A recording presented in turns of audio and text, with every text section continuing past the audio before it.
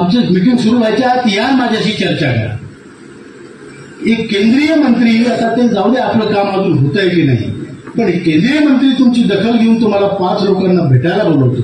त्यात मी स्वतः होतो, आपले अजित कुमार घाडगे साहेब होते, त्यानंतर आपले वीरेंद्र सिंग साहेब आपले महासचिव होते, आपले सुरेशजी डंगवाल होते जे उत्तराखंडचे, आणि ओमशंकर तिवारी उत्तर प्रदेशचे. असे 5 लोक आम्ही गेलो. त्यांनी सांगितलं, मी त्यांचे शब्द तुम्हाला सांगतो, पुढे आपलं काम काय करायचं आणि कसं करून घ्यायचं ते आपल्यालाही माहिती आहे. पण त्यांचे शब्द सांगतो की साहेब आम्ही तुमचा आदर करतो, तुमच्या संघटनेचा आदर करतो. ते मंत्री म्हणाले. आता ते मंत्री पण कोणी म्हटलंच गोड बोले असतात असतील, पण आता जे म्हटलं ते सांगतो. तुमचं काही चुकत नाही, तुमच्या मागण्या योग्य आहे, पण चूक कोणाची असू द्या, चूक आमची ही आहे की आमच्याकडून.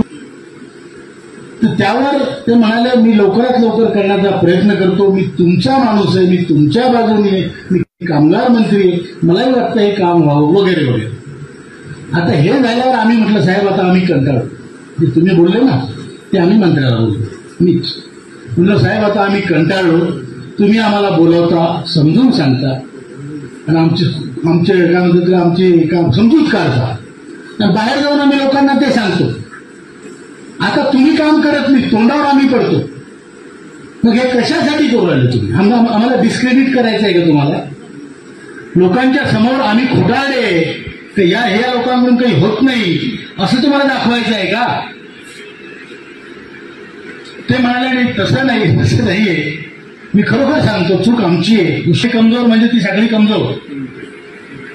त्यामुळं आता आपला 3रा चरण आहे, जेवढे कॅबिनेट मिनिस्टर्स आहेत आणि मित्रमध्ये जेवढे राज्यमंत्री सुद्धा आहेत त्यांना घेरणे म्हणजे की दादागिरी करणे नाही, त्यांना 100 लोकांनी जाणे, त्यांना म्हणणे आदरणीय सर तुम्हाला हे माहिती आहे का विषय, कॅबिनेट मिटिंगमध्ये आमचा निर्णय का लागत नाही, 10 वर्षापासून आम्हाला का झुलवतात, 10 वर्षात आमचे इतके लोक मेले त्याचा हिशोब कोण देईल, हे विचारण्याचं कर्तव्य तर आपलं आहे की नाही?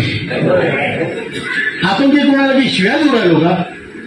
पण प्रश्न विचारणं आपला अधिकार आहे, तो आपण बजावला पाहिजे असं मला प्रामाणिकपणे वाटतं, आणि त्यात आपण कमी पडतो हे मला प्रामाणिक.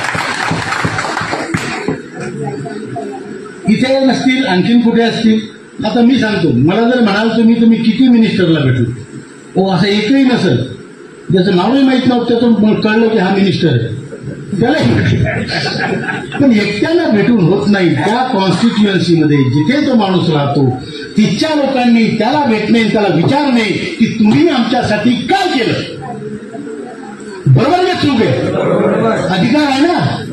नाही बाबा तुम्ही साहेब काय म्हणतील, अरे साहेब काही नाही म्हणून राहिले 10 वर्षापासून, आपणच म्हणून राहिलो, बरोबर आहे? म्हणून त्या साहेबांना भेटा. हे आपलं 4था चरण आता हा 15 नोव्हेंबरपर्यंत किंवा 20 नोव्हेंबरपर्यंत आपल्याला संपवायचं. 3रा चरण, 4था चरण आपण 15 नोव्हेंबरपर्यंत आंदोलनाची नोटीस तयार करून देणार आहे, आणि मोठं आंदोलन करणार आहे. ज्या आंदोलनात आपण काहीही करायला तयार राहू, त्याच्यावर सल्ला घेतला जाईल आणि मोठं आंदोलन करू. तुम्ही म्हणाल तर आक्रमक करू, तुम्ही म्हणाल तर डिस्ट्रक्टिव्ह करू, पण मोठं आंदोलन आपल्याला करायचं म्हणजे करायचं.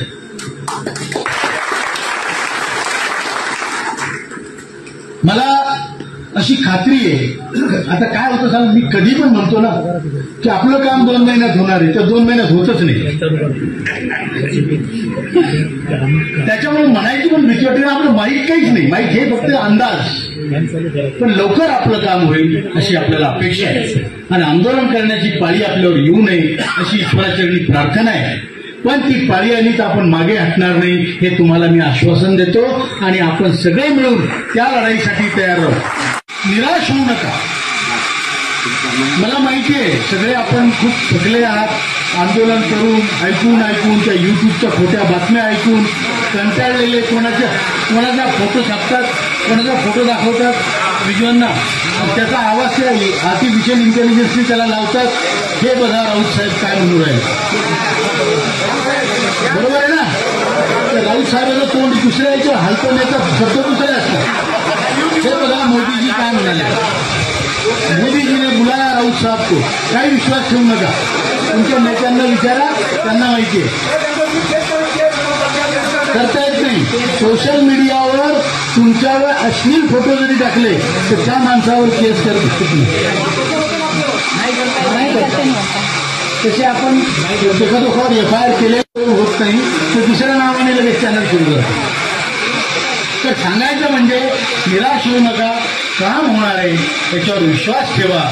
आणि केंद्र सरकार या बाबतीत सिरियस आहे. आपल्याला मेडिकल फॅसिलिटी 58 वर्षाच्या वयापासून मोफत मेडिकल फॅसिलिटी मिळण्याचा मार्ग मोकळा झालेला आहे. आपल्याला महागाई भत्ता मिळणार असं मंत्री स्वतः म्हणाले. आणि 7,500 ही आपली मागणी अजून कायम आहे. त्यात कुणी मला अजून कमी करा असं म्हटलं नाही. त्यामुळे आपण गृहीत धरू की देताना 10 वर्षाचा बॅकलॉग आहे तर त्यांना विचार करूनच द्यावं लागेल. नाही तर आपल्या दारी कोणी दान मागायला भिक्षा मागायला आल्यावर आपण जर त्याला चाराने दिले तर तो माणूस आपल्याकडे कशा दृष्टीने पाहतो हे तुम्हाला माहिती आहे ना. हो म्हणजे हात सारा कंजूस 10 पैसे दिले ना सावकारांना बरोबर आहे. त्यामुळं त्यांना सरकारला आपल्याला असंच देणं भाग आहे ज्या सरकारची इज्जत आणि सरकारची साख ही कायम राहील. त्यामुळं आपली मागणं पूर्ण होईल याची मला खात्री. फक्त आता एका आठवड्यात हे म्हणू नका तुम्ही तर म्हटलं होतं मागणी पूर्ण होईल अजून झाली नाही. कारण ते आपल्या हातात नाही. आपल्या हातात आंदोलनाचा 3रा चरण आणि आंदोलनाचा 4था चरण करणे हे आपल्या हातात आहे बरोबर आहे. आणि त्यासाठी आपण सगळे सज्ज आहोत. आणि त्यासाठी आत्मदहन वगैरे फार दूरची गोष्ट आहे. ते करायची पाळी आली तर तुमचा भाऊ आहे तो करेल. धन्यवाद.